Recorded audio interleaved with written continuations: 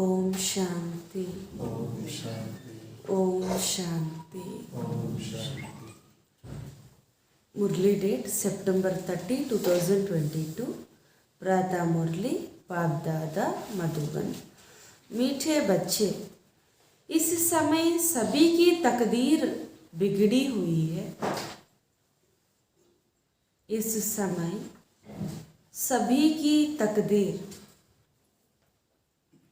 बिगड़ी हुई है क्योंकि सब पतित है. अब तुम्हें श्रीमत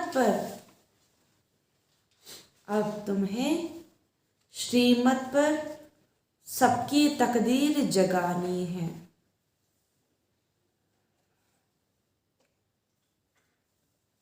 पावन बनने की युक्ति बतानी है.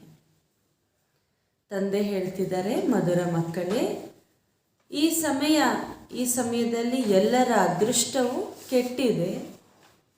ಈ ಸಮಯದಲ್ಲಿ ಎಲ್ಲರ ಅದೃಷ್ಟವು ಕೆಟ್ಟಿದೆ ಏಕೆಂದರೆ ಎಲ್ಲರೂ ಪತಿತರಾಗಿದ್ದಾರೆ. ತಾವು ಈಗ ಶ್ರೀಮತದಂತೆ ನಡೆದು ಎಲ್ಲರ ಅದೃಷ್ಟವನ್ನು ಬೆಳಗಿಸಬೇಕು. ಈ ಸಮಯದಲ್ಲಿ ಎಲ್ಲರ ಅದೃಷ್ಟವು ಕೆಟ್ಟಿದೆ ಏಕೆಂದರೆ ಎಲ್ಲರೂ ಪತಿತರಾಗಿದ್ದಾರೆ. ತಾವು ಈಗ ಶ್ರೀಮತದಂತೆ ನಡೆದು ಎಲ್ಲರ ಅದೃಷ್ಟವನ್ನು ಬೆಳಗಿಸಬೇಕು.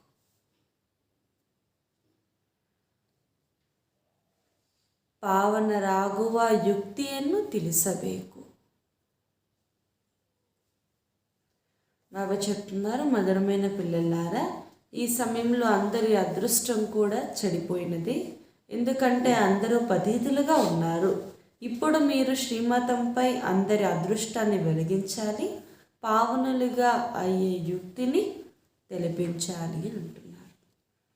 ప్రశ్న, सबसे खराब चाल कौन सी है जिससे बहुत नुकसान होता है?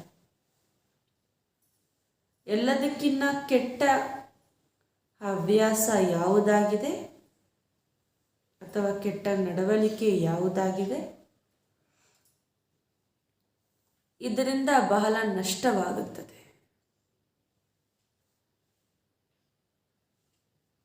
उत्तर, एक दो को पत्थर मारना अर्थात कड़वे बोल बोलकर जख्म कर देना, यह है सबसे खराब चाल. इससे बहुत नुकसान होता है. तुम बच्चों को अब रूप बसंत बनना है, अच्छे मैनर्स धारणा करना है. तुम्हें मुख से सदैव अविनाशी ज्ञान रतन निकलने चाहिए.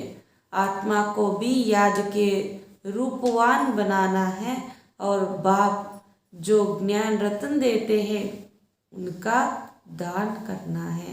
बहुत मीठे बोल बोलने हैं, कड़वे बोल बोलने वालों से किनारा कर लेना है. ತಂದೆ ಹೇಳ್ತಿದ್ದಾರೆ, ಮಕ್ಕಳೇ, ಒಬ್ಬರಿಬ್ಬರಿಗೆ ಕಲ್ಲನ್ನು ಎಸೆಯುವುದು ಅಂದರೆ ಕಠಿಣ ಮಾತುಗಳನ್ನು ಮಾಡಿ ಗಾಯ ಮಾಡುವುದು ಅಂತ ಹೇಳ್ತಿದ್ದಾರೆ. ಇದು ಎಲ್ಲದಕ್ಕಿಂತ ಕೆಟ್ಟದಾಗಿರುವಂತಹ ಚಲನೆಯಾಗಿದೆ. ಇದು ತುಂಬ ನಷ್ಟ ಮಾಡುತ್ತದೆ. ಈಗ ನೀವು ಮಕ್ಕಳು ಜ್ಞಾನಿ ಯೋಗಿಗಳಾಗಬೇಕು. ಒಳ್ಳೆ ನಡವಳಿಕೆಯನ್ನು ಧಾರಣೆ ಮಾಡಬೇಕು. ತಮ್ಮ ಮುಖದಿಂದ ಸದಾಕಾಲಿಕವಾಗಿ ಅವಿನಾಶಿ ಜ್ಞಾನ ರತ್ನಗಳೇ ಬರಬೇಕು. ಆತ್ಮ ನೆನಪಿನಲ್ಲಿದ್ದು ರೂಪವಂತಾಗಿ ಮಾಡಿಕೊಳ್ಳಬೇಕು. ಹಾಗೂ ತಂದೆ ಯಾರು ಜ್ಞಾನ ರತ್ನಗಳ ದಾತ ಆಗಿದ್ದಾರೋ ಆ ದಾನವನ್ನು ನಾವು ತೆಗೆದುಕೊಂಡು ಎಲ್ಲರಿಗೂ ಕೂಡ ದಾನ ಮಾಡಬೇಕು. ಬಹಳ ಮಧುರವಾಗಿ ಮಾತುಗಳನ್ನು ಆಡಬೇಕು. ಕಠಿಣ ಮಾತುಗಳನ್ನು ಆಡುವಂಥವರಿಂದ ನಾವು ದೂರ ಇರಬೇಕು ಅಂತ ಬಾಬಾ ಹೇಳ್ತೀವಿ. ಕಠಿಣ ಮಾತುಗಳು ಹೇಳೋರಂತೂ ನಿಲ್ಲಿಸಲ್ಲ. ಅದಕ್ಕೆ ನಾವೇನು ಮಾಡ್ಕೋಬೇಕು? ದೂರ ಇರಬೇಕು. ಯಾಕೆಂದರೆ ನಷ್ಟ ಆಗೋದು ನಮ್ಮದೇ ಅಲ್ವಾ. ಅವ್ರು ಮಾತಾಡ್ತಿದ್ರೆ ಅವರಿಗೆ ನಷ್ಟ, ಕೇಳೋದ್ರಿಂದ ನಮಗೆ ನಷ್ಟ. ಅದಕ್ಕೆ ನಾವು నమ్మని రక్షణ ಮಾಡಿಕೊಳ್ಬೇಕು ಅಂತ బాబా ಹೇಳ್ತಿದ್ದಾರೆ. బాబా చెప్తున్నారు అన్నిటికన్నా చెడ్డదైనటువంటి అలవాటు ఏది, దీని ద్వారా చాలా నష్టపోతారు అని అంటున్నారు బాబా. ఇది ఏమిటి అని అంటే ఒకరిరువులకి కఠినమైన మాటలను మాట్లాడటం, గాయపరచటము అని అంటున్నారు. అందుకే బాబా చెప్తున్నారు ఇది చాలా నష్టం చేస్తుంది. పిల్లలైన మీరు జ్ఞాని యోగ్యులుగా అవ్వాలి, మంచి నడవలికలను ధారణ చేయాలి. మీ నోటి ద్వారా సదా అవినాశి జ్ఞాన రత్నాలే వెలువడాలి. ఆత్మను రూపవంతంగా చేసుకోవాలి మరియు జ్ఞాన రత్నాల దాత అయిన తండ్రి నుండి ఆ జ్ఞాన రత్నాలను తీసుకొని అందరికీ దానం చేయాలి. ఈ సేవ మనం చెయ్యాలి అని అంటున్నారు. మీ మాటలు చాలా మధురంగా ఉండాలి, కఠినంగా మాట్లాడే వారి నుండి మీరు దూరంగా ఉండాలి అని అంటున్నారు. ಗೀತ್ ಭೋಲಾನಾಥ್ ಸೆ ನಿರಾಲ ಹಾಡಾಗಿದೆ. ಭೋಲಾನಾಥನಿಗಿಂತ ಭಿನ್ನ ಮತ್ತಾರೂ ಇಲ್ಲ. ओम शांति. बाप हमेशा बोले होते हैं. एक होता है हद का बाप, दूसरा होता है बेहद का बाप. बाप तो होता ही है एक लौकिक और दूसरा पारलौकिक. ಬಾಬಾ ಹೇಳ್ತಾರೆ ತಂದೆರು ಯಾವತ್ತು ಅಮಾಯಕರಾಗಿರ್ತಾರೆ ಅಂತ ಹೇಳ್ತಿದ್ದಾರೆ ಬಾಬಾ. ಒಬ್ಬರು ಹದ್ದಿನ ತಂದೆ, ಇನ್ನೊಬ್ಬರು ಬೇಹದ್ದಿನ ತಂದೆ, ಅಂದರೆ ಲೌಕಿಕ ತಂದೆ, ಇನ್ನೊಬ್ಬರು ಪಾರಲೌಕಿಕ ತಂದೆ. लौकिक बाप को तो सब जानते ही है. तुम ब्राह्मण लौकिक बाप और पारलौकिक बाप दोनों को जानते हो. लौकिक बाप भी बोले ही है, बच्चे पैदा कर उनकी संभाल कर मेहनत कर फिर सब बच्चों को दे देते हैं. झूठ आदि बोल करके कमाते हैं कि पिछाड़ी के पुत्र पोत्रों के लिए छोड़ जाए. बाप का बच्चों पर बहुत प्यार होता है. छोटेपन में ही बच्चा बाबा बाबा कहने लग पड़ता है. बाबुल अक्षर बहुत मीठा है. अब तुम बच्चों ने बेहद के बाप को भी जाना है. ಬಾಬಾ ಹೇಳ್ತಾರೆ ಲೌಕಿಕ ತಂದೆ ಕೂಡ ಅಮಾಯಕ. ಯಾಕೆ ಅಂತಂದರೆ ಮಕ್ಕಳಿಗೆ ಜನ್ಮವನ್ನು ಕೊಟ್ಟು ಅವ್ರನ್ನ ಸಂಪಾಲನೆ ಮಾಡಿ ಅವ್ರಿಗೆ ಎಷ್ಟೊಂದು ಪರಿಶ್ರಮ ಮಾಡಿ ಆಮೇಲೆ ಎಲ್ಲವನ್ನೂ ಕೂಡ ಮಕ್ಕಳಿಗಾಗಿ ಅರ್ಪಿಸ್ತಾರೆ, ಮಕ್ಕಳಿಗೆ ಕೊಟ್ಟು ಬಿಡುತ್ತಾರೆ. ಬಾಬಾ ಹೇಳ್ತಾರೆ ಅವರು ಒಂದು ಸುಳ್ಳು ಹೇಳುತ್ತಾ ಅಂದರೆ ಅವರ ಜೀವನ ಪೂರ್ತಿ ಏನು ಮಾಡ್ತಾರೆ, ನಮ್ಮ ಮಕ್ಕಳಿಗೊಳಿಸ್ಬೇಕು, ನಮ್ಮ ಮೊಮ್ಮಕ್ಕಳಿಗೊಳಿಸ್ಬೇಕಂತ ಎಷ್ಟೊಂದು ಪರಿಶ್ರಮ ಮಾಡ್ತಾರೆ. ಮಕ್ಕಳ ಮೇಲೆ ಎಷ್ಟೊಂದು ತಂದೆಗೆ ಪ್ರೀತಿ ಇರುತ್ತೆ. ಮತ್ತು ಆ ಚಿಕ್ಕ ಮಗು ಹುಟ್ಟಿದಾಗಿಂದ ಅಂದರೆ ಸ್ವಲ್ಪ ವಯಸ್ಸು ಬಂದ ಮೇಲಿಂದ ತಂದೆ ತಂದೆ ಎಂದು ಹೇಳುತ್ತಾ ಬೆಳೆಯುತ್ತಲ್ವಾ ಅಂತ ಹೇಳ್ತಿದ್ದಾರೆ ಬಾಬಾ. ಅಂದರೆ ಈ ತಂದೆ ಅನ್ನುವಂಥ ಅಕ್ಷರವೇ ಎಷ್ಟು ಮಧುರ ಅಲ್ವಾ. ನೀವೆಲ್ಲ ಮಕ್ಕಳು ಈ ಹದ್ದಿನ ತಂದೆ ಬಗ್ಗೆಯನ್ನು ತಿಳ್ಕೊಂಡಿದ್ದೀರಿ ಹಾಗೂ ಬೇಹದ್ದಿನ ತಂದೆ ಬಗ್ಗೆ ಕೂಡ ತಿಳ್ಕೊಂಡಿದ್ದೀರಿ ಅಂತ ಹೇಳ್ತಿದ್ದಾರೆ. बेहद के बाप ने तो कमाल की है, कितनी बड़ी बेहद की नॉलेज सुनाते हैं. लौकिक बाप को तो समझा ना सके, बल धन आदि देते हैं, परंतु बिगड़ी को तो वह बना ना सके. ಲೌಕಿಕ ತಂದೆ ಬಲೆ ಮಕ್ಕಳ ಮೇಲೆ ಎಷ್ಟೇ ಪ್ರೀತಿ ಇರ್ಬೋದು, ಅವ್ರಿಗೆ ಪೂರ್ತಿ ಬಲಿಹಾರಿನೇ ಆಗಬಹುದು. ಆದರೆ ಈ ಜ್ಞಾನ ಅವ್ರ ಹತ್ರ ಇಲ್ವಲ್ಲ. ಹಾಲಾಗಿರೋದನ್ನು ಒಳ್ಳೆಯದಾಗಿ ಮಾಡುವಂಥ ಶಕ್ತಿ ಅವರಲ್ಲಿ ಇಲ್ವಲ್ಲ ಅಂತ ಹೇಳ್ತಿದ್ದಾರೆ ಬಾಬಾ. ಬಿಗಡಿ ಕೋ ಬನಾನೆ ವಾಲಾ ಭಗವಾನ್ ಭೋಲಾನಾಥ್. ಹಾಲಾಗಿರುವುದನ್ನು ಸರಿ ಮಾಡುವಂಥವರು ಭೋಲಾನಾಥ ಭಗವಂತ ಮಾತ್ರ ಅಂತ ಹೇಳ್ತಿದ್ದಾರೆ. ಕಲ್ಪ ಕಲ್ಪ सर्व की बिगड़ी को बनाने वाला, सर्व को गति सद्गति देने वाला लौकिक बाप टीचर गुरु हमको बेहद का मालिक नहीं बना सकते. बेहद बाप को जानना और रचना की आदि मध्य अंत्य को जानना यह और कोई जानते ही नहीं है. तुम्हारे में भी निम्रवार पुरुषार्थ अनुसार बच्चों की बुद्धि में है कि यह बेहद का चक्र कैसे फिरता है. बच्चे जानते हैं यह बना बनाया ड्रामा है. वही हम पुरुषार्थ कराते हैं, हम पुरुषार्थ ज़रूर करेंगे. कल्प कल्प जैसे श्रीमत पर पुरुषार्थ किया था वैसे हर एक कर रहे हैं अपनी बिगड़ी को बनाने. ತಂದೆ ಹೇಳ್ತಿದ್ದಾರೆ ಲೌಕಿಕ ತಂದೆ ಅಂತ ಈ ಜ್ಞಾನವನ್ನು ಕೊಡ್ಲಿಕ್ಕೆ ಸಾಧ್ಯ ಇಲ್ಲ. ಆದರೆ ಈಗ ಬೇಹದ್ದಿನ ತಂದೆ ಕೊಡ್ತಿದ್ದಾರೆ. ಇವರೇ ಕಲ್ಪ ಕಲ್ಪ ಸರ್ವರೂ ಕೂಡ ಅದೃಷ್ಟ ಯಾರ್ದೆಲ್ಲ ಹಾಳಾಗೋಗಿದೆ ಎಲ್ಲರನ್ನೂ ಕೂಡ ಸರಿ ಮಾಡುವಂಥವರಾಗಿದ್ದಾರೆ. ಸರ್ವರ ಸದ್ಗತಿ ದಾತ ಇವರೊಬ್ಬರೇ ಆಗಿದ್ದಾರೆ. ಲೌಕಿಕ ತಂದೆ, ಟೀಚರ್, ಗುರು ಇರ್ತಾರೆ, ಆದರೆ ಅವರು ಎಂದಿಗೂ ಕೂಡ ಬೇಹದ್ದಿನ ರಾಜ್ಯಕ್ಕಾಗಲಿ ಬೇಹದ್ದಿನ ಆಸ್ತಿಗಾಗಲಿ ಮಾಲೀಕರಾಗಿ ಮಾಡಲಿಕ್ಕೆ ಸಾಧ್ಯ ಇಲ್ಲ. ಬೇಹದ್ದಿನ ತಂದೆಯನ್ನು ಈಗ ನೀವು ತಿಳ್ಕೊಂಡಿದ್ದೀರಿ, ಹಾಗೂ ಅವರ ರಚನೆಯ ಆದಿ ಮಧ್ಯ ಅಂತ್ಯವನ್ನು ತಿಳ್ಕೊಂಡಿದ್ದೀರಿ. ನಿಮ್ಮನ್ನು ಬಿಟ್ಟರೆ ಮತ್ತು ಯಾರಿಗೂ ಕೂಡ ಈ ಜ್ಞಾನ, ಈ ತಿಳುವಳಿಕೆ ಇಲ್ಲ ಅಂತ ಹೇಳ್ತಿದ್ದಾರೆ. ನಿಮ್ಮಲ್ಲೂ ಸಹ ನಂಬರ್ ವಾರ್ ಪುರುಷಾರ್ಥ ಅನುಸಾರವಾಗಿ ಮಕ್ಕಳ ಬುದ್ಧಿಯಲ್ಲಿದೆ ಈ ಚಕ್ರ, ಬೇಹದ್ದಿನ ಚಕ್ರ ಹೆಂಗೆ ತಿರುಗುತ್ತೆ ಅಂತ. ನಿಮಗೆ ತಿಳಿದಿದ್ದೆಲ್ಲವೂ ಕೂಡ ಮಾಡಲ್ಪಟ್ಟಿರುವಂತಹ ಡ್ರಾಮಾ ಅಂತ. ಇದರಲ್ಲಿ ಸ್ವಯಂ ಭಗವಂತನನ್ನು ಕರೆಯುತ್ತಾರೆ. ಈ ಸಮಯದಲ್ಲಿ ಇವೆಲ್ಲರೂ ಕೂಡ ನೋಡ್ತಿದ್ದೀರಿ, ಪರಸ್ಪರ ಎಲ್ಲರೂ ಕೂಡ ಇಂದಿನ ಕಲ್ಪದ ತರಹ ಎಲ್ಲಿಗೆ ಬಂದು ಪುನಃ ಪುರುಷಾರ್ಥವನ್ನು ಮಾಡ್ತಾ ಇದ್ದೀರಿ. देखते हैं कि बहनें और भाई सब बिगड़ी को बनाने के पुरुषार्थ में लगे हुए. ನೀವೆಲ್ಲರೂ ಕೂಡ ಪರಸ್ಪರ ಸಹೋದರ ಸಹೋದರಿಯರು ಹಾಳಾಗಿರುವುದನ್ನು ಸರಿ ಮಾಡುವಂತಹ ಸೇವೆಯಲ್ಲಿ ತಮ್ಮನ್ನು ತೊಡಗಿಸಿಕೊಂಡಿದ್ದೀರಿ. भारतवासी पुकारते भी है कि हे बिगड़ी को बनाने वाले, हे पतित पावन आओ. रावण ने बिगाड़ा है जिससे ही धर्म भ्रष्ट कर्म भ्रष्ट बन पड़े हैं. अब तुम बच्चों ने या सब बाप द्वारा जाना है. ಭಾರತವಾಸಿಯರೇ ಎಲ್ಲರೂ ಕೂಡ ಕೂಗಿದ್ದಾರೆ, ಹೇ ಭಗವಂತ, ಎಲ್ಲ ಹಾಳಾಗಿರೋದನ್ನು ಸರಿ ಮಾಡುವಂಥ ತಂದೆ ಬನ್ನಿ ಅಂತ ಕರೆದಿರುವಂಥ ಕಾರಣ ಈಗ ಅವರೇ ಬಂದಿದ್ದಾರೆ. ಪುನಃ ಪತಿತ ಪಾವನನ್ನು ಕರೆದಿರುವಂಥ ಕಾರಣ ಬಂದು ಶ್ರೇಷ್ಠ ಜ್ಞಾನವನ್ನು ಕೊಟ್ಟಿದ್ದಾರೆ. ರಾವಣ ಬಂದು ಎಲ್ಲವನ್ನು ಕೂಡ ಹಾಳು ಮಾಡಿದ, ಧರ್ಮ ಭ್ರಷ್ಟ ಕರ್ಮ ಭ್ರಷ್ಟ ಮಾಡಿಬಿಟ್ಟಿದ. ಈಗ ನೀವು ಮಕ್ಕಳು ತಂದೆ ಮುಖಾಂತರ ಇದನ್ನು ತಿಳ್ಕೊಂಡಿದ್ದೀರಿ. ಮನುಷ್ಯ ಸೃಷ್ಟಿಗೆ ಹೆಸರೇ ಆಗಿದೆ ಕಲ್ಪವೃಕ್ಷ ಅಂತ. ಇದು ಬಹಳ ಪ್ರಸಿದ್ಧವಾಗಿದೆ. ಇದರಲ್ಲಿರುವಂಥ ರಹಸ್ಯವೂ ಕೂಡ ಈಗ ನಿಮ್ಮ ಬುದ್ಧಿಯಲ್ಲಿ ಕುಳಿತಿದೆ ಅಂತ ಹೇಳ್ತಿದ್ದಾರೆ. मनुष्य लोग सब जब तुम्हारे चित्र देखते हैं तो कहते हैं कि यह तो कल्पना है जो 5000 वर्ष के बाद फिर यह कल्पवृक्ष बनाया. हम तो इस पर बहुत अच्छी रीति समझाते हैं. कल्पवृक्ष जिसको बैनियन ट्री के साथ की मुकालबा कराते हैं तो समझते हैं कि आदि सनातन देवी देवता धर्म सब प्रायलोप हो गया है. तो ड्रामा प्लान अनुसार और धर्म है तो वर्ल्ड की हिस्ट्री ज्योग्राफी जो मुख्य स्वर्ग की गाई जाती है उनको फिर से रिपीट होना है. अच्छी हिस्ट्री ज्योग्राफी है ही स्वर्ग की. सब कहते भी हैं हमको रामराज्य चाहिए जिसमें दुख का नाम निशान ना हो.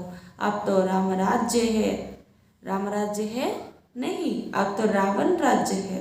परंतु यह कोई नहीं समझते कि हम रावण राज्य में हैं.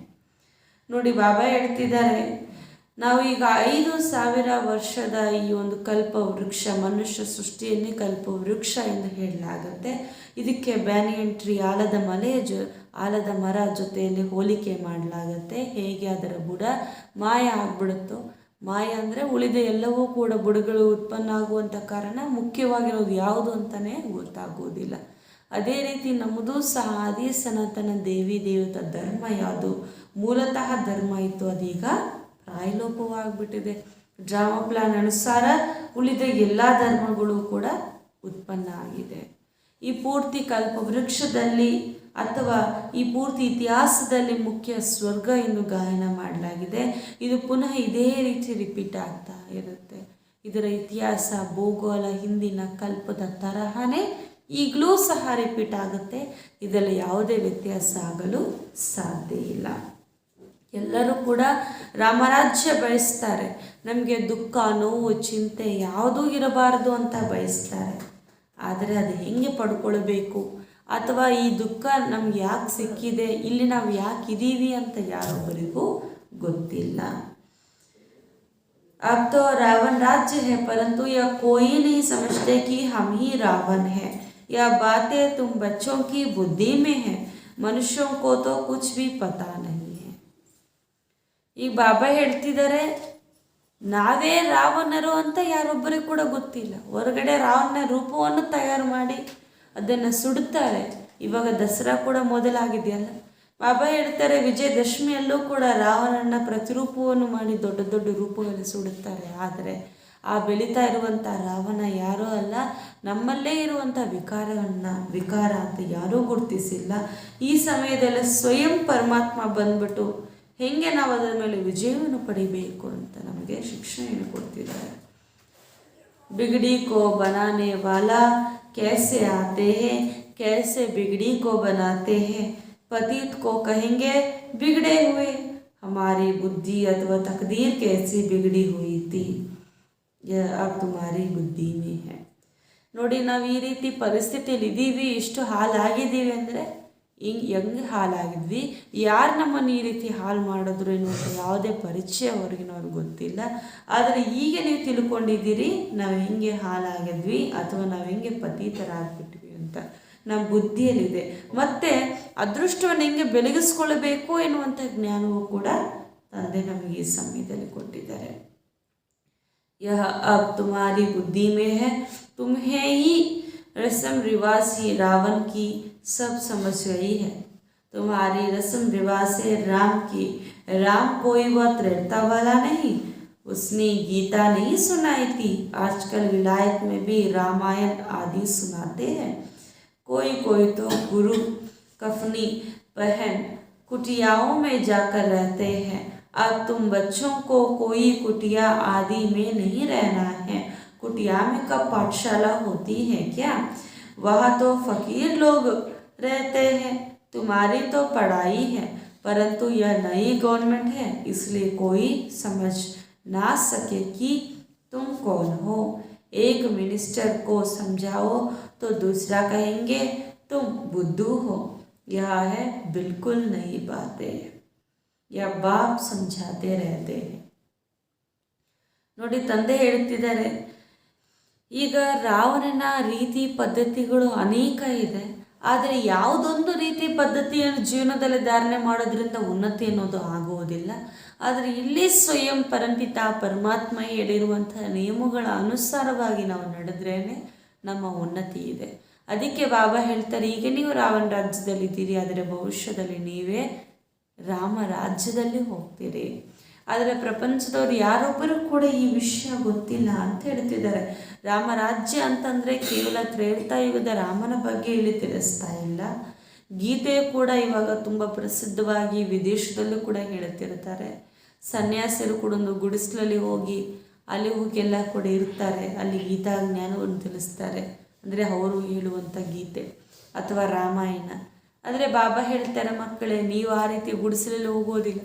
ಏಕೆಂದರೆ ಗುಡಿಸಲಲ್ಲಿ ಯಾವಾಗಾದರೂ ವಿದ್ಯೆ ತಿಳಿಸ್ತಾರ? ಪಾಠಶಾಲೆ ಇರುತ್ತಾ? ಇಲ್ಲ ಅಲ್ವಾ? ನಿಮ್ದು ಅತಿ ಶ್ರೇಷ್ಠ ಜ್ಞಾನ ಅಲ್ಲಿ ಬಡವರು ಇರ್ತಾರೆ ಗುಡಿಸಲಲ್ಲಿ. ಆದರೆ ನೀವು ಉನ್ನತವಾಗಿರುವಂಥವರು, ಇದು ಉನ್ನತವಾಗಿರುವಂಥ ವಿದ್ಯೆ ಅಂತ ಹೇಳ್ತಿದ್ದಾರೆ ಬಾಬಾ. ಇಲ್ಲಿ ನೀವು ಯಾರಿಗಾದರೂ ಕೂಡ ಅರ್ಥ ಮಾಡಿಸ್ಬೋದು ಅಂತ ಬಾಬಾ ಹೇಳ್ತಿದ್ದಾರೆ. ಮಿನಿಸ್ಟ್ರಿಗೂ ಕೂಡ ನೀವು ಅರ್ಥ ಮಾಡಿಸ್ಬೋದು. ಅವರಲ್ಲಿ ಅದೃಷ್ಟ ಇಲ್ಲ ಅಂತ ಅಂದ್ಕೊಂಡ್ರೆ ಅವ್ರು ಅಂದ್ಕೊಳ್ತಾರೆ, ಇವರು ಬುದ್ಧುಗಳು, ಇವರು ಏನು ಹಿಂಗೆ ಹೇಳ್ತಾರಲ್ಲ ಅಂತ ಅಂದ್ಕೊಳ್ಳುತ್ತಾರೆ. ಒಂದು ಕಲ್ಪದ ಆಯುಸ್ಸು ನಾವು 5,000 ವರ್ಷ ಅಂದರೆ ಇವ್ರು ಹಿಂಗೆ ಹೇಳುತ್ತಾರೆ ಕಲ್ಪದ ಆಯುಸ್ಸು 5,000 ವರ್ಷ ಅಂತ. ಪ್ರತಿಯೊಂದು ವಿಚಾರದಲ್ಲೂ ಕೂಡ ಈ ರೀತಿಯವಳು ಅವರು ತಿಳುವಳಿಕೆಹೀನವಾಗಿರ್ತಾರೆ. ಏಕೆಂದರೆ ಇದೆಲ್ಲ ಹೊಸ ಮಾತುಗಳು, ಹೊಸ ಜ್ಞಾನ ಅಂತ ಹೇಳ್ತಿದ್ದಾರೆ. ಪೂರ್ತಿ ಕಲ್ಪದಲ್ಲಿ ಇಂಥ ಶ್ರೇಷ್ಠ ಜ್ಞಾನ ನೀಡುವಂಥವರು ಯಾರೂ ಇಲ್ಲ. ಈ ಜ್ಞಾನವೂ ನಾವು ಎಂದಿಗೂ ಕೇಳಿರೋದಿಲ್ಲ.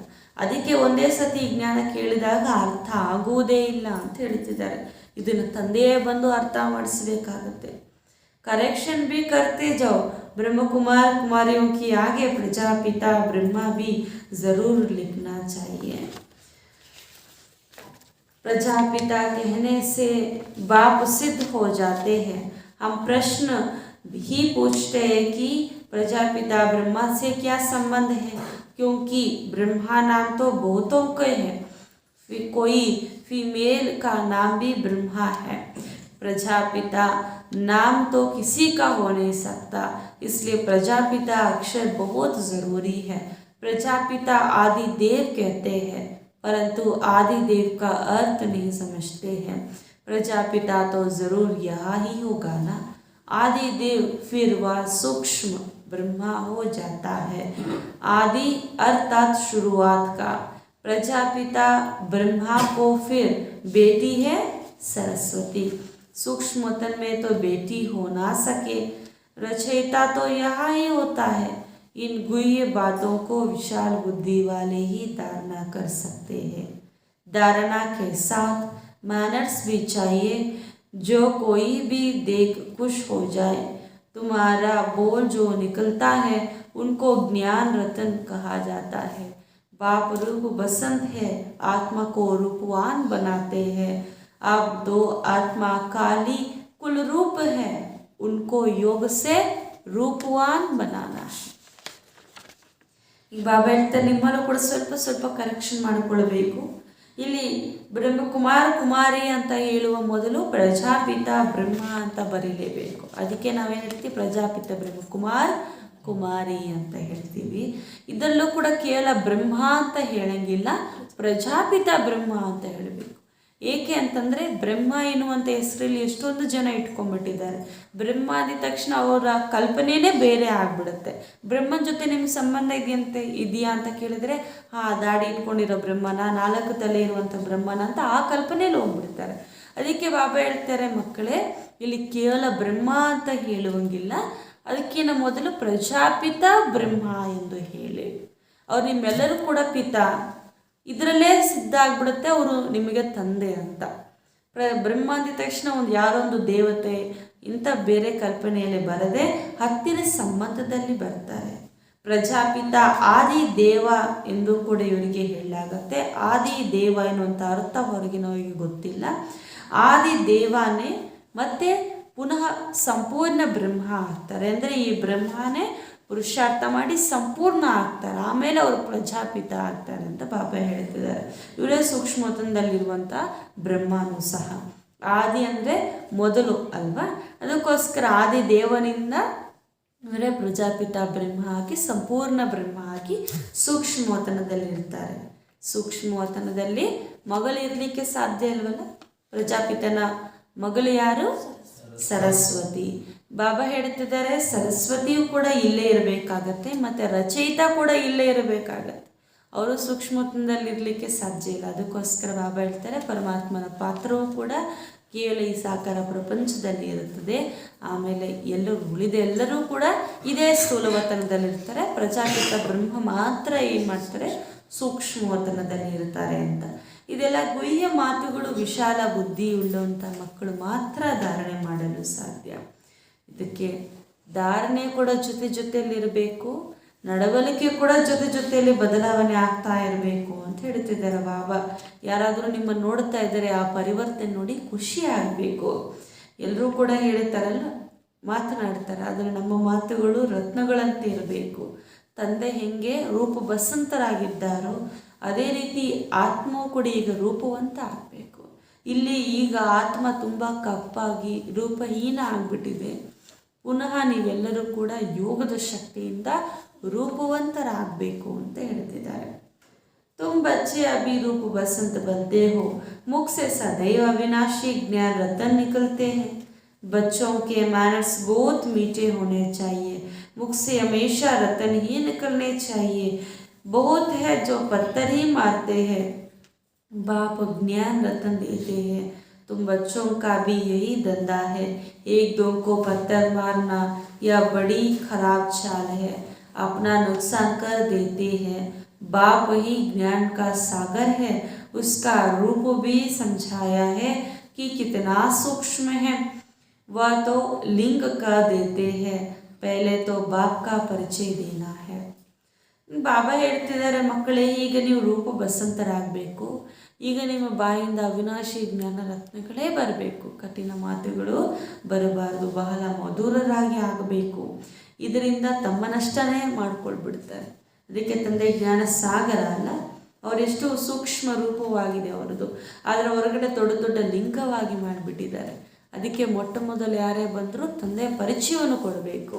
ಅವರ ರೂಪ ಜ್ಯೋತಿರ್ಲಿಂಗ ರೂಪ ಅಲ್ಲ, ಬಹಳ ಸೂಕ್ಷ್ಮವಾಗಿರುವಂತಹ ಜ್ಯೋತಿ ಅಷ್ಟೆ. ಅದರ ಜ್ಯೋತಿಗೆ ಪ್ರತೀಕವಾಗಿ ಒಂದು ಲಿಂಗವನ್ನು ಮಾಡಿದ್ದಾರೆ ಅಂತ. ಬಲ್ವ ಜ್ಯೋತಿರ್ಲಿಂಗಂ ಹಿ ಸಮझे ಡೀಪ್ ಬಾತ್ ಬಾದ್ ಮೇ ಸಮझಾನಿ ಹೈ. ಅಂದರೆ ಮೊಟ್ಟ ಮೊದಲು ಬಂದಿದ ತಕ್ಷಣ ಜ್ಯೋತಿ ಅಂದಿದೆ ಅವರು ಒಪ್ಕೊಳ್ದೇ ಇರಲಿಕ್ಕೆ ಆಗಿರ್ಬೋದು ಕಾರಣಗಳು.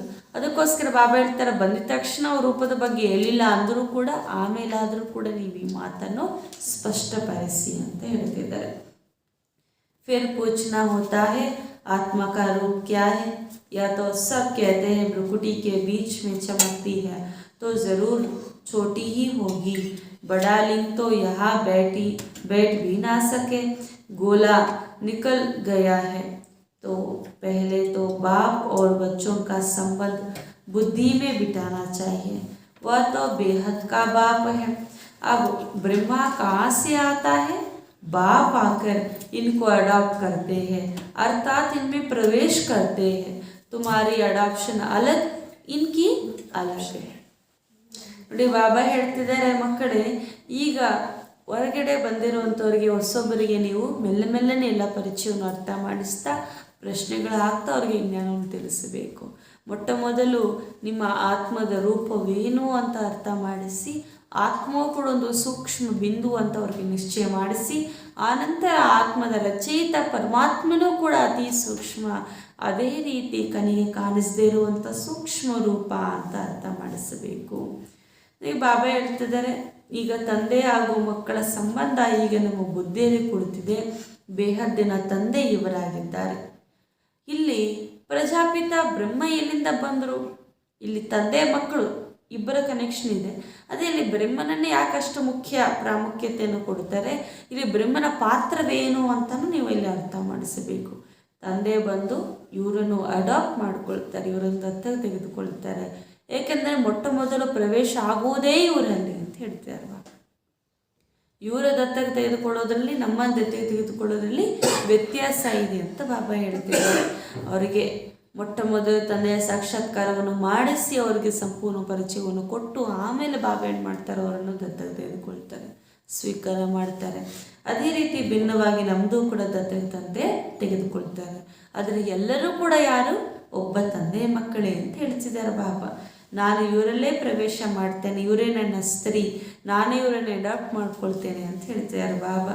ನಾನು ಇವರಲ್ಲಿ ಪ್ರವೇಶ ಆಗ್ತೇನೆ, ನೀವೆಲ್ಲರೂ ಕೂಡ ನಮ್ಮ ಮುಖ ವಂಶಾವಳಿಗಳು ಅಂತ ಹೇಳ್ತಿದ್ದಾರೆ ಬಾಬಾ.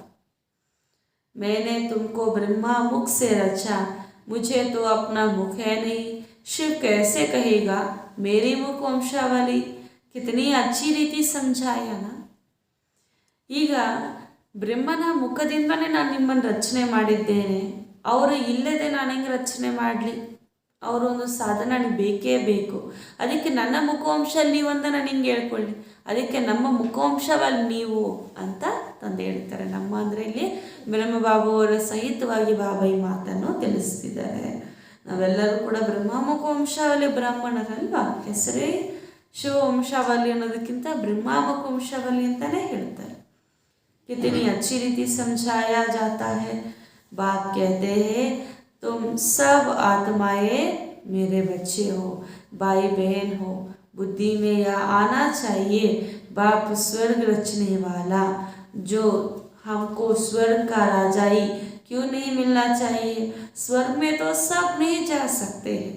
बाप कहते हैं सर्व की सद्गति करता हूँ, तुम मुक्ति में जाकर फिर पाठ बजाते आते हो. नंबरवार मुक्ति सबको मिलती है, माया के दुख से सब छूट जाते हैं.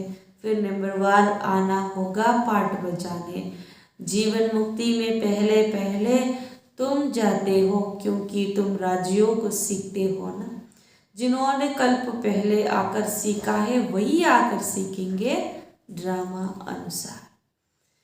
ಈಗ ನೀವೆಲ್ಲರೂ ಕೂಡ ನನ್ನ ಮಕ್ಕಳೇ, ಪರಸ್ಪರ ಸಹೋದರ ಸಹೋದರಿಯಾಗಿರಿ. ಇದು ನಿಮ್ಮ ಬುದ್ಧಿಯಲ್ಲಿ ಬರಬೇಕು. ತಂದೆಯೇ ಸ್ವರ್ಗದ ರಚನೆಯನ್ನು ಮಾಡುವಂಥವರಾಗಿದ್ದಾರೆ. ಸ್ವರ್ಗದಲ್ಲಿ ಎಲ್ಲರೂ ಕೂಡ ಬರುವುದಿಲ್ಲ ಅಂತ ಬಾಬಾ ಹೇಳ್ತಾರೆ. ರಾಜ್ಯ ಎಲ್ಲರಿಗೂ ಕೂಡ ಸಿಗುವುದಿಲ್ಲ. ಈಗ ನೀವು ತಂದೆಯಿಂದ ಸದ್ಗತಿಯನ್ನು ಪಡೀತಿದ್ದೀರಿ. ತಂದೆ ಹೇಳ್ತಾರೆ, ನಾನೇ ಸರ್ವರ ಸದ್ಗತಿದಾತ, ಮುಕ್ತಿಗೆ ಕರ್ಕೊಂಡು ಹೋಗುವಂಥವನು ನಾನೇ. ಆಮೇಲೆ ನೆಂಬರ್ವಾರಾಗಿ ನೀವು ಪಾತ್ರ ಮಾಡಲು ಬರ್ತೀರಿ. ಮಾಯೆಯ ಎಲ್ಲ ದುಃಖದಿಂದ ನಾನೇ ನಿಮ್ಮನ್ನು ಬಿಡುಗಡೆ ಮಾಡುತ್ತೇನೆ.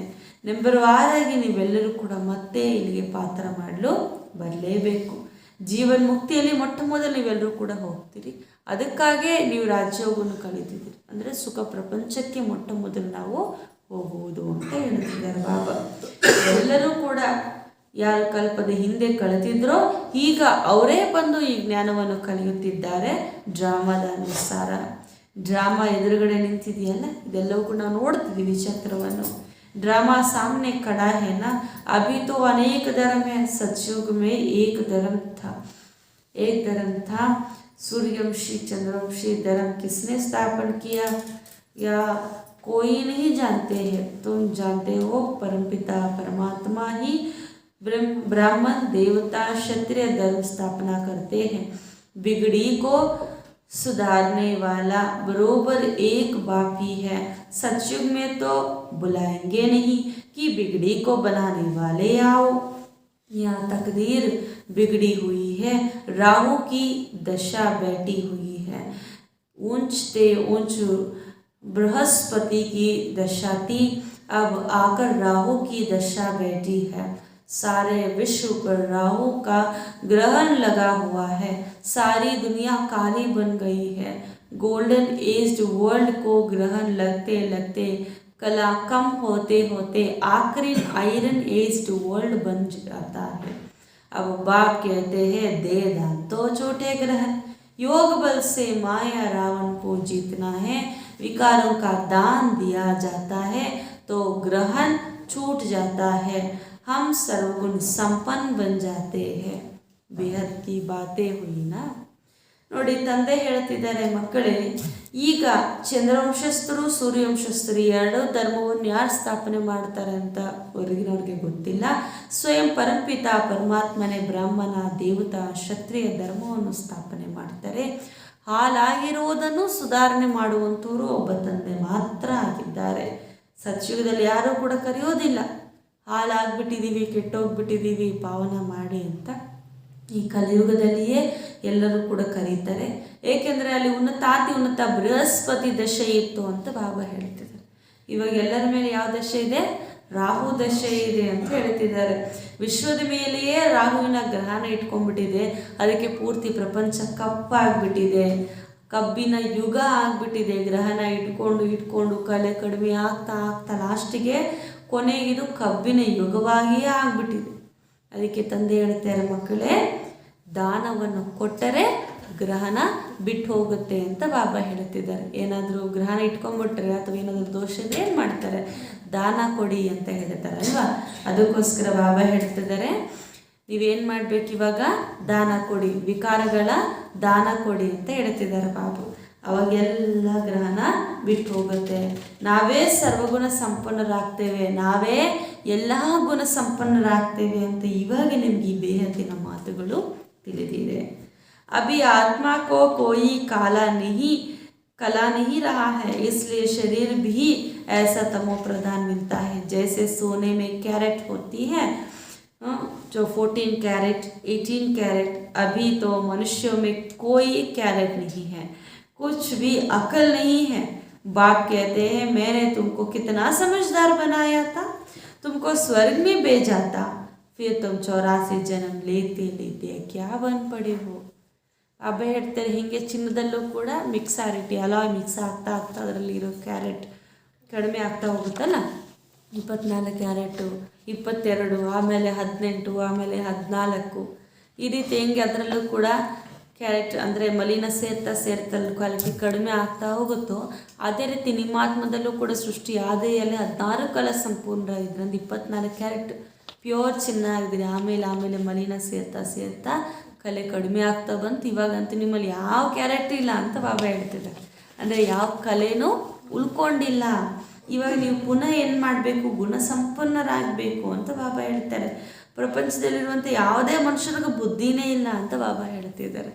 ತಂದೆನೇ ಬಂದು ಪುನಃ ತಿಳುವಳಿಕೆ ಇರುವಂಥರಾಗಿ ಆಗ್ತಾರೆ, ಸ್ವರ್ಗಕ್ಕೆ ಕಳಿಸ್ಕೊಡ್ತಾರೆ. ಮತ್ತು 84 ಜನ್ಮದ ಚಕ್ರದಲ್ಲಿ ನಾವು ಬರಬೇಕಾಗುತ್ತೆ. ಈ ರೀತಿ ಚಕ್ರ ಎಷ್ಟು ಸತಿ ತಿರುಗಿಸಿದ್ದೀರಿ?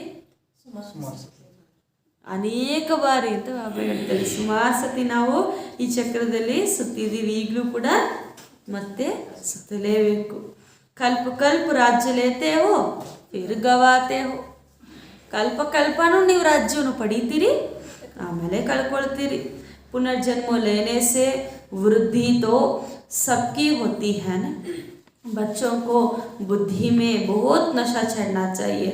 अब राजधानी स्थापना हो रही है, फूलों का बगीचा स्थापन होता है संगम पर। संगम को तुम ब्राह्मण ही जानते हो। यहाँ तो तुम बच्चों को ज्ञान रतन मिलते हैं, फिर बाहर जाने से पत्थर मारने लग पड़ते हैं। माया जख्मी कर देती है। अपने को पाप आत्मा कहते हैं। बाप कहते हैं अविनाशी ज्ञान रत्नों का दान करो। एक दो को तुम पत्थर मारते मारते एकदम पत्थर बुद्धि बन पड़े हो। अब तुम्हारी बुद्धि लोहा से सोना जैसा बनना चाहिए, बन रही है, फिर तुम पत्थर क्यों मारते हो? अगर कोई उल्टी बातें सुनाए तो समझो यह हमारा दुश्मन है। ऐसे का संग कभी नहीं करना है, ना सुनना। निंदा आदि एक दो की तो बहुत नुकसान कराएंगे, तो बहुत ही सुनाएंगे। कोई कोई में निंदा करने की आदत होती है, तो अब वह अच्छी बात नहीं सुनाए जिससे कल्याण हो। बाबा हमेशा समझाते हैं कि ज्ञान रतन करते रहो। बाबा जो सुनाते हैं वह औरों को सुनाओ। सर्विस का उजूरा तो बच्चों को मिलना चाहिए। आप ही अपना कल्याण करना है, किसी का ग्लानि नहीं करना है। बाप स्वयं बच्चों की रिस्पॉन्सिबिलिटी लेती है, तुम बच्चों पर भी बड़ी रिस्पॉन्सिबिलिटी है। बाप कोटों में कोई को चुना है, अब कांटों से फूल बनाने आए हैं, तो तुम बच्चों को भी यही धंधा करना है। बाप यह धंधा सिखलाते हैं, तो यह मनुष्य को देवता, कांटों से फूल बनने की फैक्ट्री हुई है। तो तुम्हारी ज्ञान मेटीरियल है जिससे तुम मनुष्य से देवता बनते हो। तो हुआ हुनर सीखना चाहिए। बिगड़ी को बनाते रहो, पत्थर बुद्धि को पारस बुद्धि बनाओ। ಈ ತಂದೆ ಹೇಳ್ತಾರೆ, ಮಕ್ಕಳೇ ನೀವೆಲ್ಲರೂ ಕೂಡ ಇಲ್ಲಿ ಅವಿನಾಶಿ ಜ್ಞಾನ ರತ್ನಗಳನ್ನು ತಿಳ್ಕೊಳ್ತಾ ಇದ್ದೀರಿ, ಆದರೆ ಹೊರಗಡೆ ಹೋಗಿದ ತಕ್ಷಣ ಕಲ್ಲು ಎಸಿತೀರಾ, ಅಂದರೆ ಕಠಿಣವಾಗಿರುವಂಥ ಮಾತುಗಳು ಹೇಳಿ ಈ ಥರ ಮನಸ್ಸನ್ನು ಗಾಯಪಡಿಸ್ತೀರಾ, ಆ ರೀತಿ ಮಾಡಬೇಡಿ ಅಂತ ಹೇಳ್ತಿದ್ದಾರೆ ಬಾಬಾ. ಇಲ್ಲಿ ಎಲ್ಲರೂ ಕೂಡ ಕಲ್ಲುಗಳು ಎಸಿತಾ ಕಲ್ಲು ಬುದ್ಧಿಯವರು ಆಗ್ಬಿಟ್ಟಿದ್ದಾರೆ. ಪೂರ್ತಿ ಕಬ್ಬಿಣ ಆಗಿರುವಂಥವ್ರು ಈಗ ಚಿನ್ನವಾಗಿ ಆಗಬೇಕು ಅಂತ ಬಾಬಾ ಹೇಳ್ತಿದ್ದಾರೆ. ಇಷ್ಟು ನೀವು ಆಗ್ತಿದ್ದೀರಾ ಅಂದರೆ ಮತ್ತೆ ಯಾಕೆ ಕಲ್ಲನ್ನು ಎಸಿಬೇಕು, ಉಲ್ಟಾ ಮಾತುಗಳನ್ನು ಯಾಕೆ ನಾವು ತಿಳಿಸಬೇಕು ಅಂತ ಬಾಬಾ ಹೇಳ್ತಿದ್ದಾರೆ. ಯಾರಾದರೂ ಉಲ್ಟಾ ಮಾತುಗಳು, ವ್ಯರ್ಥ ಮಾತುಗಳು, ಇತರ ಮೇಲೆ ನಿಂದನೆ ಮಾಡುವಂಥ ಮಾತುಗಳು ತಿಳಿಸ್ತಿದ್ದಾರೆ ಅಂದರೆ ಅವರೇ ನಮ್ಮ ಶತ್ರು ಅಂತ ಹೇಳ್ತಿದ್ದಾರೆ ಬಾಬಾ. ಯಾ ಹಮಾರ ದುಶ್ಮನ್ ಹೈ, ಏಸೋಂ ಕಾ ಸಂಘ ಕಭಿ ನಹಿ ಕರ್ನಾ ಹೈ. ಇಂಥವರ ಸಂಘ ಎಂದಿಗೂ ಮಾಡಬಾರ್ದು. ಇತರ ಗ್ಲಾನಿ ಮಾಡುವಂಥ ವಿಷಯಗಳು ನಮಗೆ ಹಾಕಬೇಕಲ್ವ. ಬಾಬಾ ಹೇಳ್ತಾರೆ ತಮ್ಮ ನಿಂದನೆಯನ್ನು ಕೇಳಿಸ್ಕೊಳ್ಳಬಾರದು ಅಂತ ಬಾಬಾ ಹೇಳ್ತಾರೆ. ನೀವು ಹೇಳ್ಬೋದು ನಾನೇನು ಬೇರೆಯವ್ರ ಮೇಲೆ ಕೆಟ್ಟದೇ ಇಲ್ಲ ಅಂತಾದರೆ, ಆದರೆ ಕೇಳಿಸ್ಕೊಂಡಿದ್ದೀರಲ್ಲ, ಅಲ್ಲಿ ಅಂತ ಸೇರಿಸಿದ್ರಲ್ವ, ಅದು ಕೂಡ ಪಾಪದ ಖಾತೆ ಅಂತ ಬಾಬಾ ಹೇಳ್ತಾರೆ. ಇದಕ್ಕೆ ಇತರರ ಮೇಲೆ, ಒಬ್ಬರಿಬ್ಬರ ಮೇಲೆ ನಿಂದನೆ ಮಾಡುವುದು ತುಂಬಾ ನಷ್ಟ ಮಾಡಿಬಿಡುತ್ತೆ. ಈ ಥರ ಅಭ್ಯಾಸ ತುಂಬ ಜನಕ್ಕಿದೆ, ಆದರೆ ಬಾಬಾ ಹೇಳ್ತಾರೆ ಈ ಅಭ್ಯಾಸ ಒಳ್ಳೆಯದಲ್ಲ. ನೀವು ಇತರರಿಗೆ ತಿಳಿಸಬೇಕಂದ್ರೆ ಒಳ್ಳೆಯ ಜ್ಞಾನ ರತ್ನಗಳನ್ನು ತಿಳಿಸಿ, ಅದರಲ್ಲಿ ಕಲ್ಯಾಣ ಇದೆ. ಈ ಥರ ನಿಂದನೆ ಮಾತುಗಳು ಅವ್ರು ಹಿಂಗೆ ಇವ್ರು ಹಿಂಗೆ ಅಂತ ತಿಳಿಸೋದ್ರಿಂದ ಯಾವುದೇ ಲಾಭ ಇಲ್ಲ. ತಂದೆ ಯಾವಾಗಲೂ ಅರ್ಥ ಮಾಡಿಸ್ತಾರೆ, ಮಕ್ಕಳಿಗೆ ಜ್ಞಾನ ರತ್ನಗಳನ್ನು ದಾನ ಮಾಡಿ. ಬಾಬಾ ಯಾವುದನ್ನು ತಿಳಿಸ್ತಾರೋ ಅದನ್ನೇ ತಿಳಿಸಿ. ಸೇವೆಯ ಉಮಂಗ ಉತ್ಸಾಹ ನಿಮಗಿರಬೇಕು ಅಂತ ಬಾಬಾ ಹೇಳುತ್ತಾರೆ. ನಿಮ್ಮ ಕಲ್ಯಾಣ ಯಾರು ಮಾಡಬೇಕು? ನೀವೇ ಮಾಡ್ಕೊಳ್ಬೇಕು. ಬೇರೆಯವ್ರು ಯಾರೂ ಕೂಡ ಮಾಡಲಿಕ್ಕೆ ಸಾಧ್ಯ ಇಲ್ಲ. ನಿಮ್ಮ ನಷ್ಟನೂ ನೀವೇ ಮಾಡ್ಕೊಳ್ತೀರಿ, ನಿಮ್ಮ ಕಲ್ಯಾಣವೂ ನೀವೇ ಮಾಡ್ಕೊಳ್ತೀರಿ. ಅದಕ್ಕೆ ಯಾರ ಗ್ಲಾನಿಯೂ ಕೂಡ ಮಾಡಬಾರ್ದು. ಇವಾಗ ದೊಡ್ಡ ವ್ಯಕ್ತಿಗಳಿದ್ದಾರೆ ಅಂತಂದರೆ ಅವ್ರ ಮೇಲೆ ಎಷ್ಟೊಂದು ಟ್ರಾಲಿಂಗ್ಸ್ ಎಲ್ಲ ನಡೀತಾ ಇರುತ್ತೆ, ಅದೆಲ್ಲ ತಲೆ ಕೆಡಿಸ್ಕೊಳ್ತಾರಾ? ಎಷ್ಟೊಂದು ಜನ ಅವ್ರ ಮೇಲೆ ಎಲ್ಲ ಕೂಡ ಕೆಟ್ಟದಾಗಿ ಇಡ್ತಾರೆ, ತಲೆ ಕೆಡಿಸ್ಕೊಳಲ್ಲ. ಬೇರೆಯವ್ರ ಬಗ್ಗೆ, ಅಕ್ಕಪಕ್ಕದವ್ರ ಬಗ್ಗೆ ಕೇಳಿಸ್ಕೊಳ್ಳೋಕ್ಕೆ ಅಷ್ಟೊಂದು ಸಮಯನೇ ಅವ್ರಿಗೆ ಇರೋದಿಲ್ಲ. ಅದಕ್ಕೆ ಬಾಬಾ ಹೇಳ್ತಾರೆ, ಮಕ್ಕಳೇ ನಿಮಗೆ ತುಂಬ ದೊಡ್ಡ ಜವಾಬ್ದಾರಿ ನಾನು ಕೊಟ್ಟಿದ್ದೇನೆ, ನೀವು ಸಾಧಾರಣ ಇರುವಂಥವರಲ್ಲ. ನೀವು ದೊಡ್ಡ ವ್ಯಕ್ತಿಗಳಾಗಿ ಇಷ್ಟಿಷ್ಟು ಸಣ್ಣ ಸಣ್ಣ ಮಾತುಗಳನ್ನು ಮಾತಾಡೋದು ನಿಮಗೆ ಶೋಭಿಸೋದಿಲ್ಲ. ಅದಕ್ಕೆ ತಂದೆ ಬಂದಿರೋದೇ ಮುಳ್ಳುಗಳಿಂದ ಹೂಗಳಾಗಿ ಮಾಡಲಿಕ್ಕೆ, ಈ ವ್ಯಾಪಾರ ಮಾಡಲಿಕ್ಕೆ ತಂದೆ ಬಂದಿದ್ದಾರೆ. ತಂದೆ ಮಕ್ಕಳಾಗಿರೋಂಥ ನಾವು ಕೂಡ ಏನಾಗಬೇಕು, ಅದೇ ವ್ಯಾಪಾರ ಮಾಡಬೇಕು. ಅದಕ್ಕೆ ಮುಳ್ಳುಗಳಿಂದ ಹೂಗಳಾಗಿ ಮಾಡುವ ಫ್ಯಾಕ್ಟ್ರಿ ಇದು ಅಂತ ಹೇಳ್ತಿದ್ದಾರೆ. ಎಲ್ಲಿಗೆ ಬಂದಿದ್ದೀರಿ? ಯಾವ ಫ್ಯಾಕ್ಟ್ರಿ? ಮುಳ್ಳುಗಳಿಂದ ಹೂಗಳಾಗುವಂಥ ಫ್ಯಾಕ್ಟ್ರಿ. ಬಾಬಾ ಹೇಳ್ತಿದ್ದಾರೆ, ಇಲ್ಲಿ ಎಲ್ಲ ಮೆಟೀರಿಯಲ್ಸ್ ಹೆಂಗಿದೆ ಅಂತಂದರೆ ನಿಮ್ಮನ್ನು ಮನುಷ್ಯರಿಂದ ದೇವತೆರನ್ನಾಗಿ ಮಾಡುತ್ತೆ. ಅದಕ್ಕೋಸ್ಕರ ನಿಮ್ಮಲ್ಲಿ ಒಂದು ಉಮ್ಮಂಗ ಇರಬೇಕು, ಉತ್ಸಾಹ ಇರಬೇಕು, ಹಾಳಾಗಿರೋದನ್ನು ಸರಿ ಮಾಡಬೇಕು. ಕಳ್ಳು ಬುದ್ಧಿಯಾಗಿರುವಂಥವ್ರು ಪಾರಸ ಬುದ್ಧಿಯವರಾಗಬೇಕು. यह तुम्हारी गॉडली मिशनरी है, जैसे क्रिश्चियन की मिशनरी है वह औरों को क्रिश्चियन बनाते हैं, तुम्हारी ईश्वरी मिशनरी है पतितों को पावन बनाने की. पतित पावन गाते तो ज़रूर आया होगा, मिशनरी जारी की होगी. अब तो पतित से पावन बनना है. रावण की मिशनरी है पावन से पतित बनाना, राम की मिशनरी है पतितों को ಪಾವನ್ ಬನಾನ. ಮುಖ್ಯ ಹೀ ಹೇ ಯೋಗ. ಇದೊಂದು ಗಾಡ್ಲಿ ಮಿಷನರಿ. ಬಾಬಾ ಹೇಳ್ತಾರೆ, ಹೊರಗಡೆ ಮಿಷನರೀಸ್ ಎಲ್ಲ ಇರುತ್ತಲ್ಲ, ಸಂಸ್ಥೆಗಳೆಲ್ಲ ಕೂಡ ಕ್ರಿಶ್ಚಿಯನ್ ಮಿಷನರಿ ಅವ್ರು ಏನು ಮಾಡ್ತಾರೆ, ಎಲ್ಲರನ್ನೂ ಕ್ರಿಶ್ಚಿಯನ್ಸ್ ಆಗಿ ಕನ್ವರ್ಟ್ ಮಾಡ್ಕೊಳ್ತಾರೆ. ಆದರೆ ಬಾಬಾ ಹೇಳ್ತಾರೆ, ರಾವಣ ಪಾವನಿರುವಂಥವ್ರನ್ನು ಪತೀತರನ್ನಾಗಿ ಮಾಡ್ತಾನೆ, ಅದು ಒಂದು ಮಿಷನರಿ. ನನ್ನ ಮಿಷನರಿ ಏನು, ಪತೀತರನ್ನು ಪಾವನ ಮಾಡುವುದು ಅಂತ ಹೇಳ್ತಿದ್ದಾರೆ ಬಾಬಾ. ಇದರಲ್ಲಿ ಮುಖ್ಯ ಯೋಗವಾಗಿದೆ. बाप दादा जिससे स्वर्ग की बादशाही का वर्षा मिलता है उनको याद भला क्यों नहीं करेंगे. सारा कल्प तो देहधारियों को याद किया है, अब याद करना है विदेही को, विचित्र को, जिसका कोई चित्र नहीं.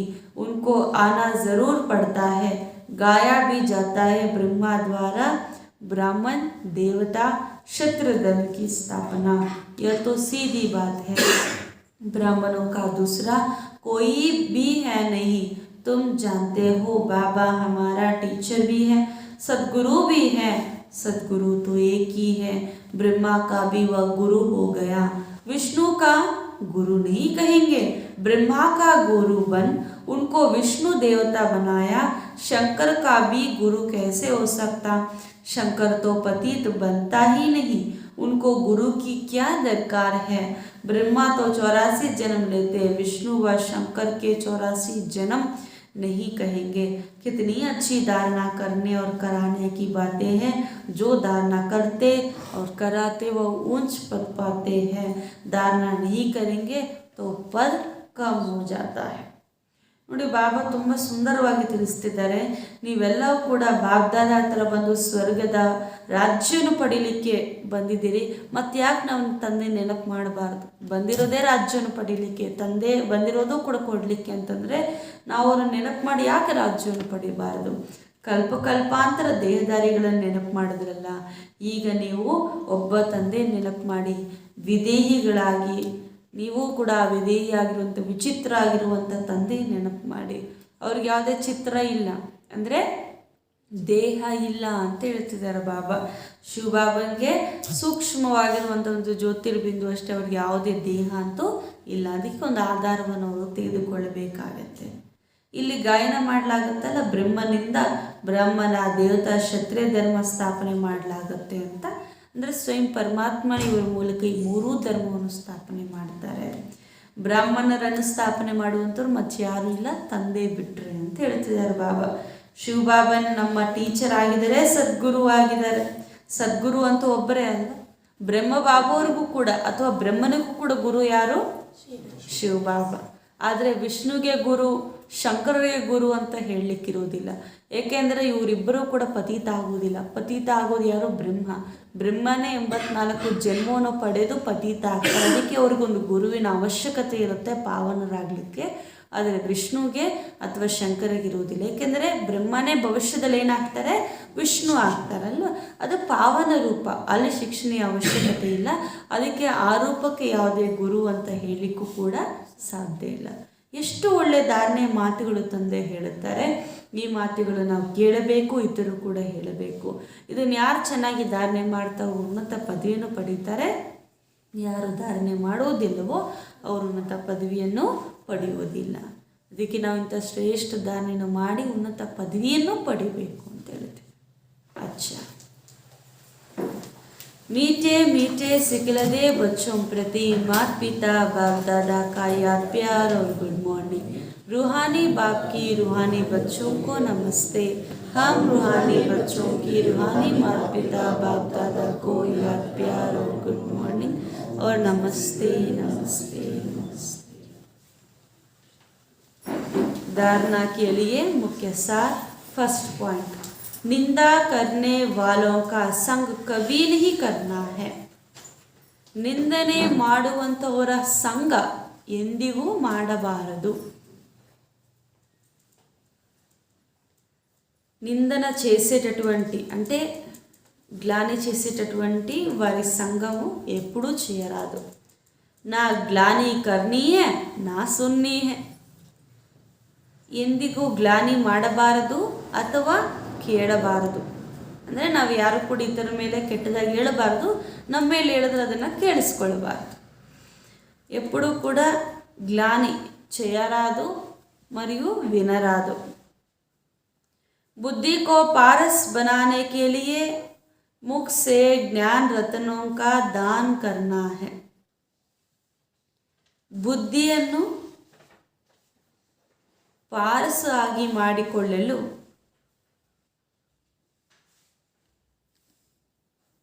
ಸದಾ ನಮ್ಮ ಮುಖದಿಂದ ಜ್ಞಾನರತ್ನಗಳ ದಾನವನ್ನು ಮಾಡಬೇಕು. ಬುದ್ಧಿಯನ್ನು ಪಾರಸವಾಗಿ ಮಾಡಿಕೊಳ್ಳಲು ನಮ್ಮ ಮುಖದಿಂದ జ్ఞానరత్నಗಳ దానವನ್ನು ಮಾಡಬೇಕು. బుద్ధిని పారసంగా చేసుకునేటందుకు మన నోటి ద్వారా సదా జ్ఞానరత్నాలను దానం చేయాలి. సెకండ్ పాయింట్, ज्ञान मटेरियल से मनुष्य को देवता, कांटों को फूल बनाने की सेवा करनी है. ಜ್ಞಾನದ ಮೆಟೀರಿಯಲಿಂದ, ನಾವು ಕೇಳ್ತಾ ಇರೋದು ಜ್ಞಾನದ ಮೆಟೀರಿಯಲ್ ಅಲ್ವಾ, ಜ್ಞಾನದ ಮೆಟೀರಿಯಲಿಂದ ಮನುಷ್ಯರನ್ನು ದೇವತಾ, ಮುಳ್ಳುಗಳಿಂದ ಹೂಗಳಾಗಿ ಮಾಡುವ ಸೇವೆ ಮಾಡಬೇಕು. ಮನುಷ್ಯರಿಂದ ದೇವತಾ, ಮುಳ್ಳುಗಳಿಂದ ಹೂಗಳಾಗಿ ಮಾಡುವ ಸೇವೆ ಮಾಡಬೇಕು. జ్ఞానం మెటీరియల్ ద్వారా మనుష్యుల నుండి దేవతలుగా, ముళ్ళు నుండి పుష్పాలుగా చేసి సేవను చేయాలి.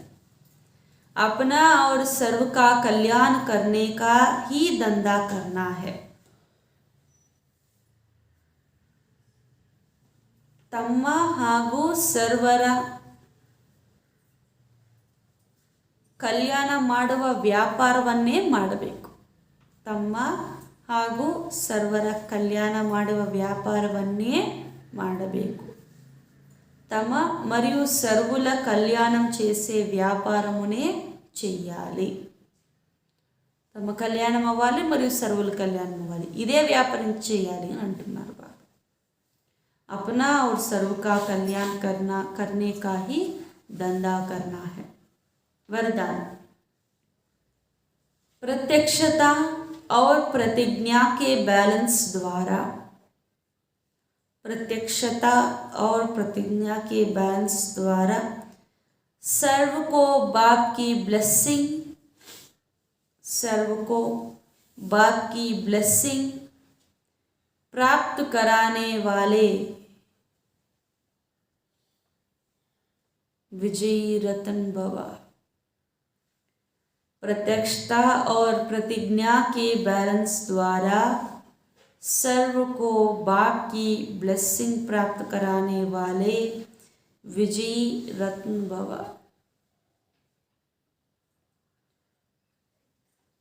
ಪ್ರತ್ಯಕ್ಷತಾ ಹಾಗೂ ಪ್ರತಿಜ್ಞೆಯ ಸಮತೋಲನೆ ಮುಖಾಂತರ